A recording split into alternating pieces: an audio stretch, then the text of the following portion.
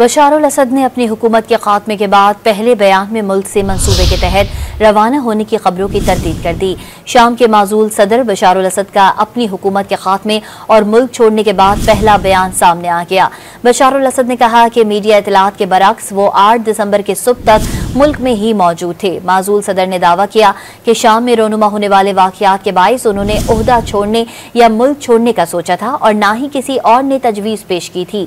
दावा किया कि उन्होंने आखिरी दम तक अस्करियत पसंदों के खिलाफ खुद का दिफा करने का आज़म कर रखा हुआ था। बशारुल असद ने अपनी हुकूमत के खात्मे के बाद पहले बयान में मुल्क से मंसूबे के तहत रवाना होने की खबरों की तरदीद कर दी। शाम के माजूल सदर बशारुल असद का अपनी हुकूमत के खात्मे और मुल्क छोड़ने के बाद पहला बयान सामने आ गया।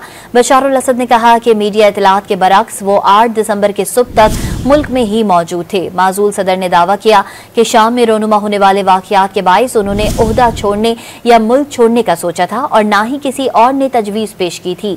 दावा किया कि उन्होंने आखिरी दम तक अस्करियत पसंदों के खिलाफ खुद का दिफा करने का आज़म कर रखा हुआ था।